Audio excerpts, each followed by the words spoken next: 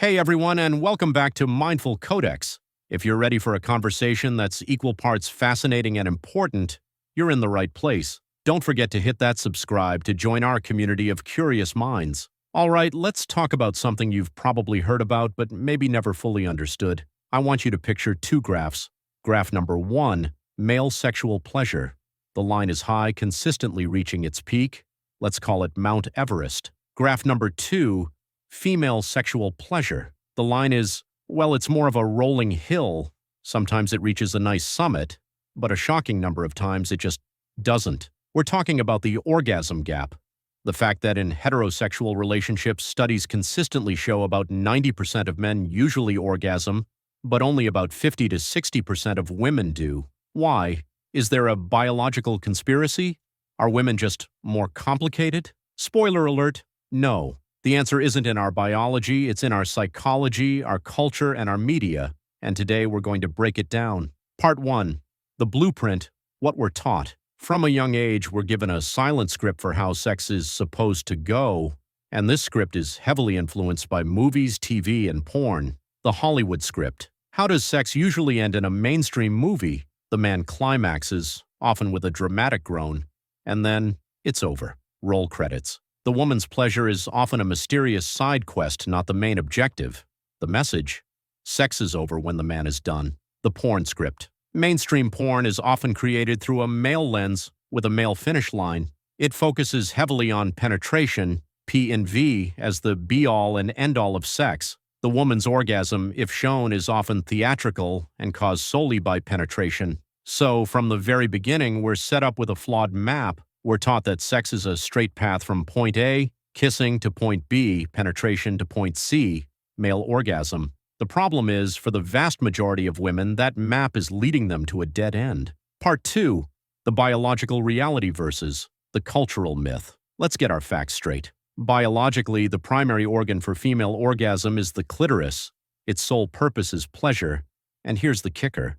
Only a small percentage of women can orgasm from penetration alone. For most, clitoral stimulation is essential, but our cultural script, the one from movies and porn, overwhelmingly centers on penetration, so we have a massive disconnect. Biology says the clitoris is the star of the show. Culture says penetration is the main event. This creates a situation where everyone is following the wrong instructions. Women might feel there's something wrong with them if they don't orgasm from penetration alone, and men might feel inadequate, not realizing they're just using the wrong tools for the job.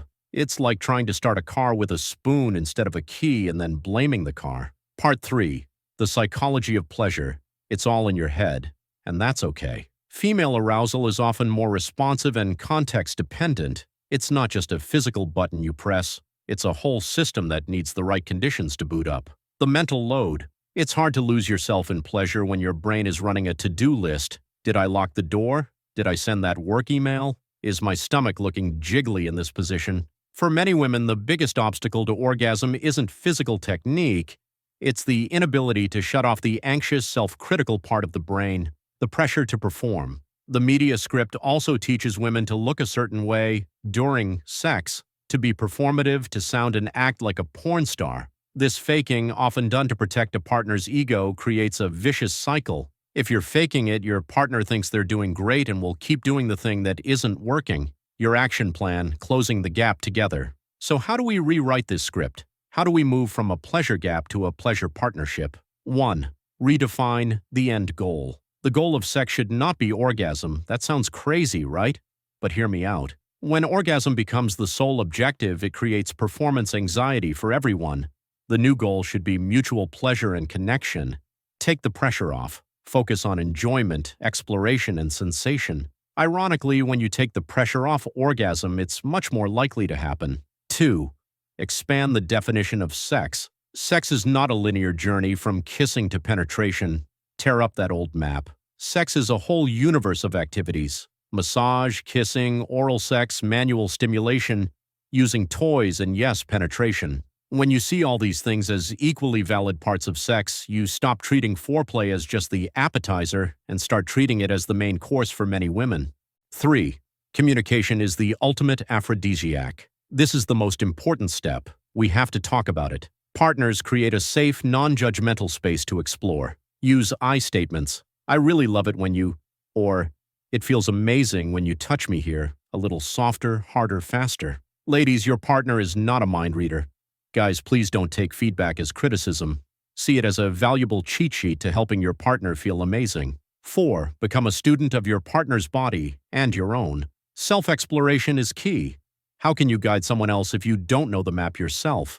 And partners, be curious. Ask questions. Experiment. The clitoris is your best friend in this mission. Understand that it's the center of the universe for most women's pleasure, and penetration can be a fantastic addition to that, not a replacement. The grand finale. It's a partnership, not a performance. Closing the orgasm gap isn't about blame, it's about awareness. It's about recognizing that we've all been sold a flawed idea of what sex should be. Real, fulfilling, mutually orgasmic sex isn't about mimicking what you see in movies. It's about throwing that script away and writing your own. It's about partnership, curiosity, and prioritizing pleasure for everyone involved. When we do that, everyone wins. If this video gave you a new perspective, share it with someone who needs to hear it. Let's start a conversation. And as always, like, subscribe, and hit that bell for more content that fearlessly explores the topics that matter. Thanks for watching, and remember, pleasure is a right, not a privilege.